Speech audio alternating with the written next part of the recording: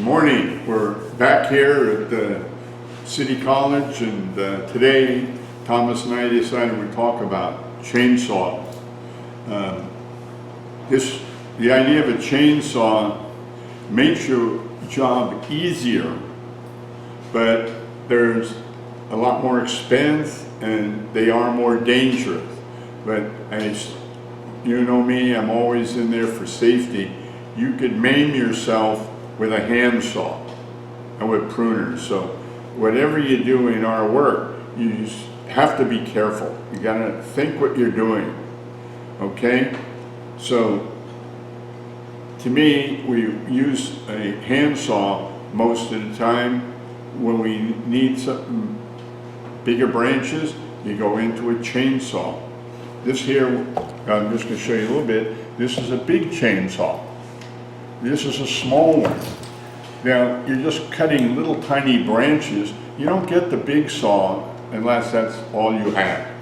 You know, if you have a small one, that's all you want. They came out with one about this size when I was first in business, and I thought it was the greatest thing. They show it to you with a dog holding it in its mouth. That was 6 pounds.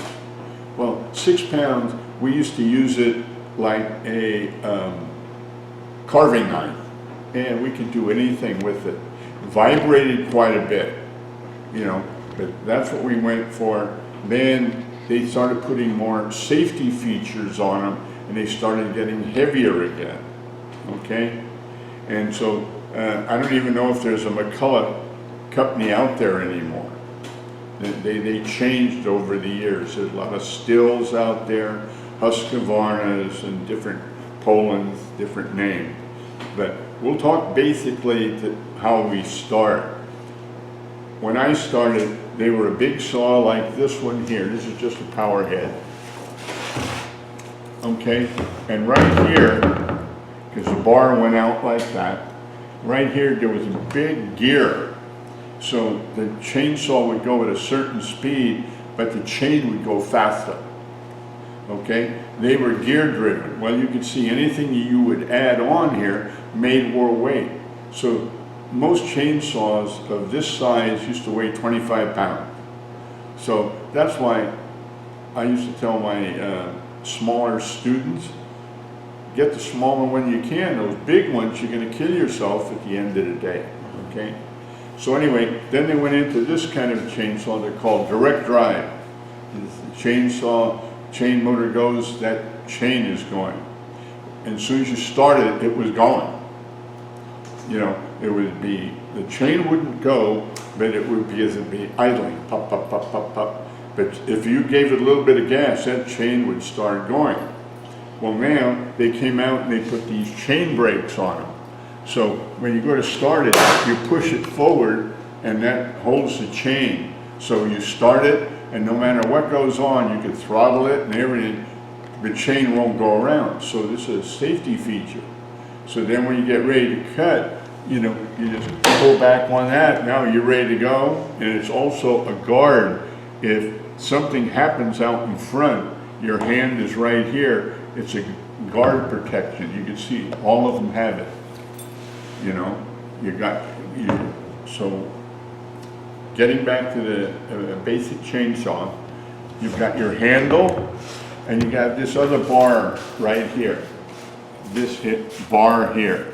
Now, your hand should always be on there. You're supposed to have one hand back here, one hand here, because a lot of times they'll butt back, and if you're only holding on with one hand, you're not going to hold that powerful saw coming back.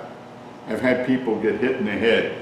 You're not going to split you, because a lot of time, by the time it comes back, the chain brake went on. And so, but you're being hit by a hunk of metal, and it may split the skin on your forehead, you know. So, two hands.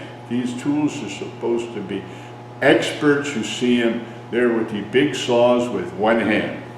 And if something goes wrong, even with the experts, that's when it happens, when they got only one hand on it, okay? So before we go into a little bit more of the chainsaws, I was going to tell you, these three that I'm showing you are 2-cycle engines. Same type of engine you have on your blower and your string trimmers, or at least most of them. It's a mixture of gasoline and oil. Oil's over here, and you buy oil that was made for chainsaws. And I think these are, Thomas said, most of them now run on 50 parts of gasoline to 1 of oil. When I started, they were 20 to 1. So can you imagine when you started it up, you were in a cloud of smoke because you're burning up all that oil. So for pollution reduction, they refined the motors and did all this stuff to them till you got them down to 50 to 1. But there's still, as far as people think about environment and the air quality, 2 cycles do produce smoke. Besides carbon dioxide and everything else, they give you the smoke.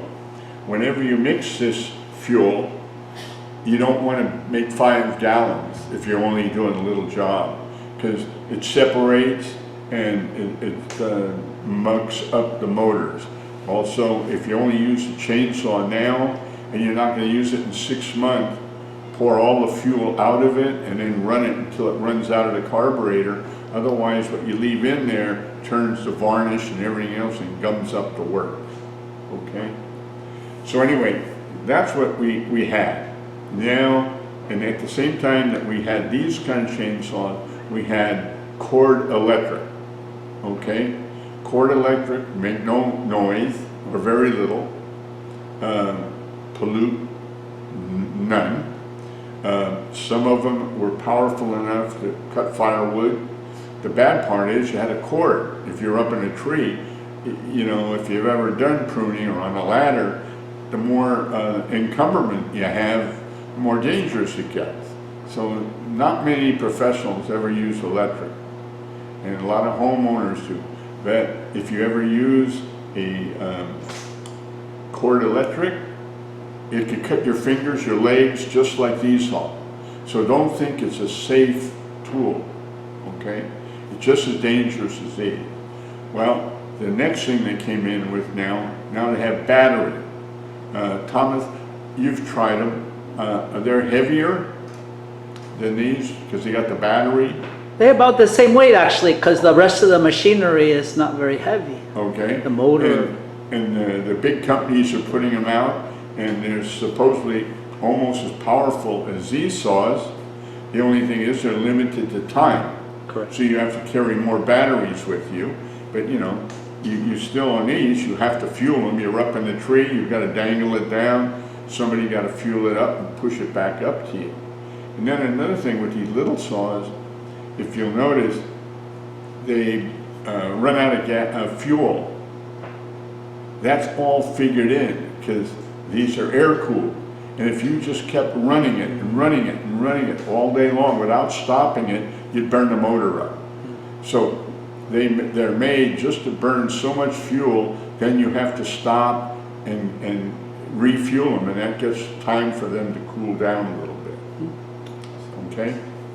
So anyway, that gives you the different way that they run. Okay? And they call it a chainsaw because this is what the cutting part looks like. This is the chain, and this is the bar, and there it is out in the front there on those two. This is the bar. Okay? Now, the reason Thomas brought this one in, just to show you, this here bar could go on like this. It's not made for this saw, but it goes on there, and then these covers go on there, and that's what holds it in place, the bar, okay? And then this chain runs on the bar.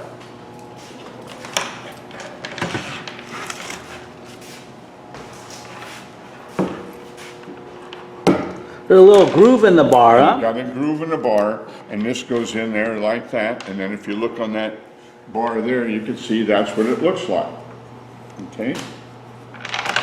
But the one thing I want to teach you a lot of people aren't observant how Mr. Gus has actually put his glasses on, so he shows you the proper way. You have to look where the cutter is. This little piece right here, it's called a raker. That is the way the chainsaw is cutting. This chain's coming this way, and this part's the cutter. Okay? You don't realize it, but you could put it in backwards on that bar. And it goes around and everything is good, but you won't cut any wood. You'll see a lot of blue smoke. Because I had a friend one day, we were talking, and he was up in a tree, and we were talking, and he got his chainsaw out, and he had to cut this big branch off, and all I saw was blue smoke. I said, "Hey, Jim, why don't you get that thing sharpened?" He said, "I just got it out of the shop." I said, "Well, you put it on backwards then, without even looking, you know, if you're not cutting wood, something's wrong." So you could put them in backwards. And Robert, when my son teaches here too, once in a while he'll find students put them on backwards. So I'm trying to teach you to be observant, see which way the cutters go. Remember that the raker, right here, this is one whole tooth. Okay? This is the raker, this is the cut. Okay? And Thomas couldn't find a file, but a file would be very small, just to fit in here. A round file. It's a round file. The reason I use a pen, not to point, but to show you, you would just kind of follow this angle, but it goes inside underneath. So these files are made for different size chains. You have a big heavy chain, that little file's not going to work. You've got to get the right diameter for your chainsaw. Okay? So you got to remember that. Okay?